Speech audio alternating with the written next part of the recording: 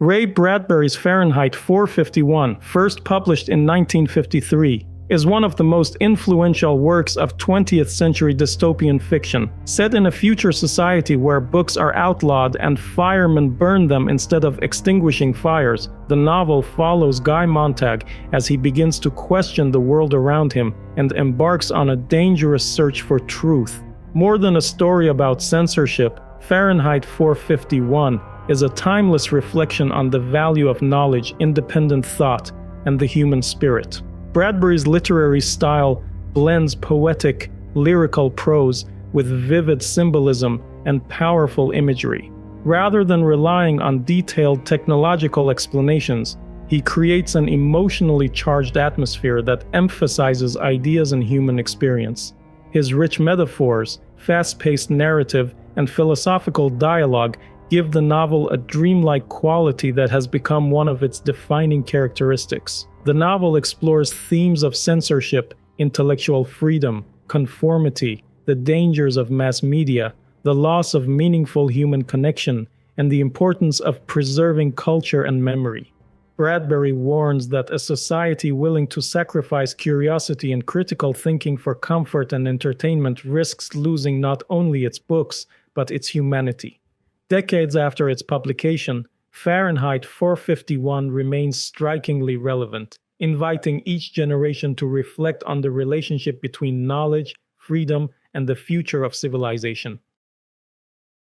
The story starts with Guy Montag doing the work he has been trained to love, burning books. In his futuristic United States, firemen do not put out fires. They start them, destroying hidden libraries and the homes that protect them. Montag wears the symbols of his profession proudly, including the number 451, the temperature at which paper catches fire. At the beginning, he feels pleasure in the destruction, but that confidence begins to crack on his walk home from the fire station. That night, Montag meets Clarisse McClellan, his new 17-year-old neighbor. Clarisse is unlike anyone he knows.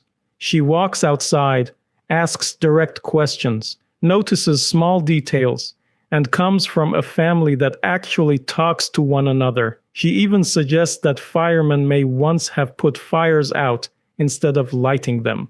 Her curiosity unsettles Montag because people in his world avoid real conversation and independent thought. Before she leaves, she asks him whether he is happy, and the question stays with him.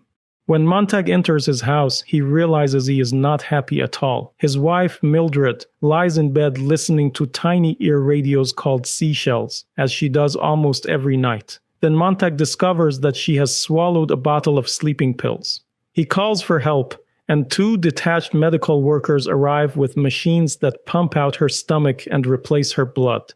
They treat the overdose as routine, as if spiritual emptiness has become so common that no one is shocked by it anymore. By morning, Mildred remembers nothing and refuses to believe she has tried to die. Montag becomes increasingly disturbed by the emptiness of his marriage and society. Mildred spends her life absorbed in her television family, surrounded by screens that give her constant noise but no real connection. Clarisse, meanwhile, continues meeting Montag outside. She talks about rain, flowers, walking, school, and the way people no longer notice anything. Her strange honesty makes Montag feel alive in a way he cannot explain. Then suddenly, she disappears. Mildred casually tells him later that Clarisse's family has moved away and that Clarisse may have been hit by a car and killed. At the fire station, Montag's unease grows. The mechanical hound, a robotic hunting machine, threatens him, and Montag suspects someone may have programmed it to react to his scent. Captain Beatty dismisses the concern but agrees to have it checked. Montag begins asking questions that make the other firemen uncomfortable, including whether firemen ever used to prevent fires. The official rulebook claims that the firemen's book-burning mission goes back to Benjamin Franklin, but Montag is no longer sure what to believe. An alarm sends the firemen to an old house where a woman has hidden books in the attic. During the raid, a book falls into Montag's hand, and almost without thinking, he hides it under his coat. The firemen soak the books in kerosene, but the woman refuses to leave. Montag tries to save her, yet she chooses to strike the match herself and die with her books. Her death shakes him deeply because it proves that books must contain something powerful enough for a person to sacrifice her life. Montag returns home and hides the stolen book under his pillow. He feels separated from Mildred, whose shallow attachment to television now seems unbearable. He asks where they first met, and neither of them can remember, which reveals how empty their bond has become. The next morning, sick from guilt and the smell of kerosene, Montag tells Mildred about the woman who died. He wonders whether he should quit being a fireman, but Mildred cannot understand why the event matters. Just then, Captain Beatty arrives.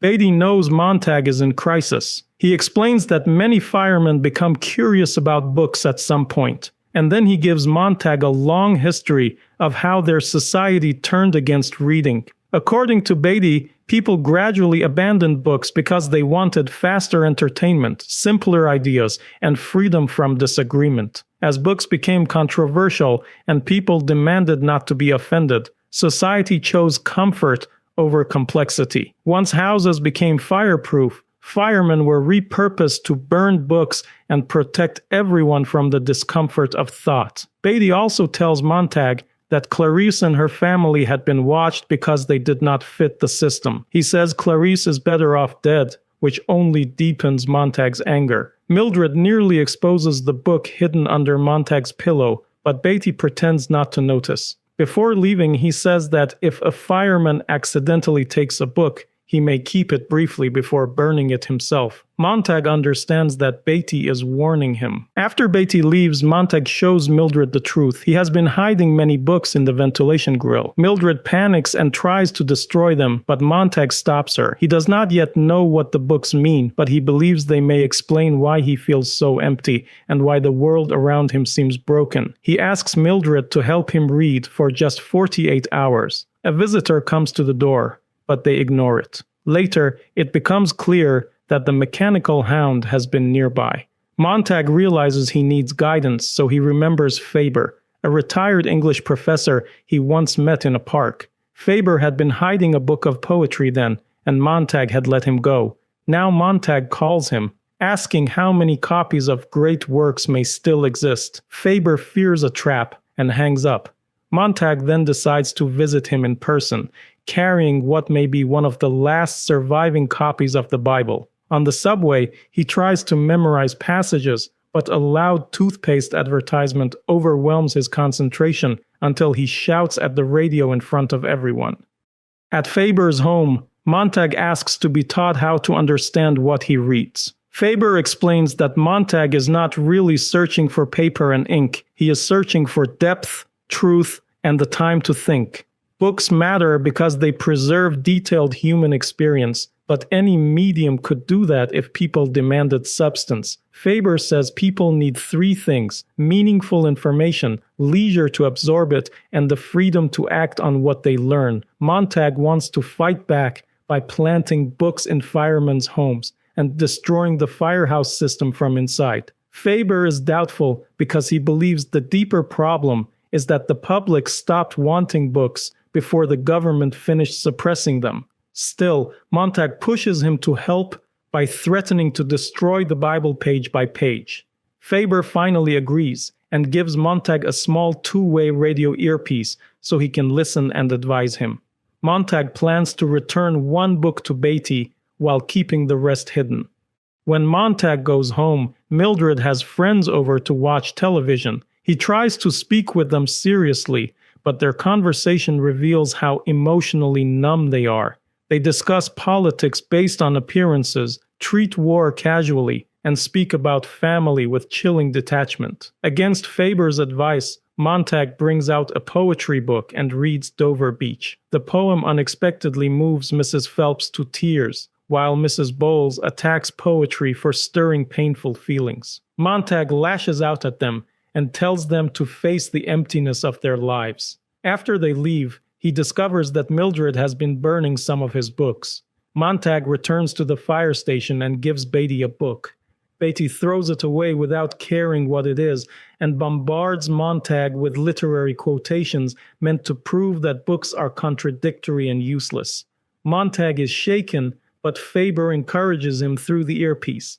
Then an alarm comes in, and Beatty drives the fire engine himself. When they arrive, Montag sees that the target is his own house. Mildred rushes out with a suitcase and leaves in a taxi, and Montag understands that she has reported him. Beatty orders Montag to burn the house himself, warning him that the hound is ready if he tries to run. Montag destroys the home, including the television walls that have swallowed his marriage. When Beatty discovers the earpiece and threatens to trace Faber, Montag turns the flamethrower on him and kills him. He knocks out the other firemen, but the mechanical hound attacks and injects his leg with anesthetic before Montag destroys it. Wounded and half-numb, Montag escapes. He retrieves the books that Mildred missed and hears the citywide alert naming him as a fugitive. War is officially declared, but the manhunt becomes the immediate public spectacle. Montag washes soot from his face at a gas station, narrowly avoids being killed by reckless teenagers in a speeding car, and hides books in another fireman's house before calling in an alarm. Then he reaches Faber.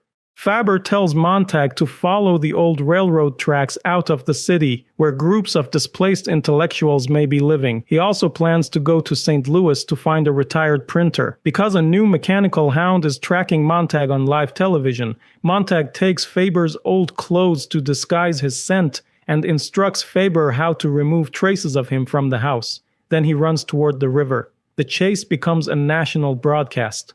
Montag sees through people's windows that everyone is watching. The authorities order citizens to open their doors and look for him, but Montag reaches the river just in time. He enters the water, lets the current carry him away, and escapes the hound's scent. When he comes out into the countryside, the natural world overwhelms him with its silence, smells, and life. He follows the railroad tracks and feels as if Clarice may once have walked there too. The tracks lead Montag to a small group of men gathered around a fire. Their leader, Granger, welcomes him. These men are former professors, writers, and intellectuals who have preserved books by memorizing them. Each person carries a text inside his mind, and together they form part of a wider network of living libraries. Granger gives Montag a drink that changes his scent so the hound cannot find him. Then they watch the televised chase end, with the police killing an innocent man and falsely announcing that Montag is dead.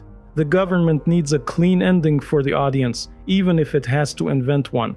With Montag officially dead, Granger welcomes him into a new life. Montag learns that he has become valuable because he remembers parts of Ecclesiastes. The men are not trying to make themselves important. They are protecting knowledge until the world is ready to receive it again. Granger explains that they will pass the books from memory to memory for as long as necessary.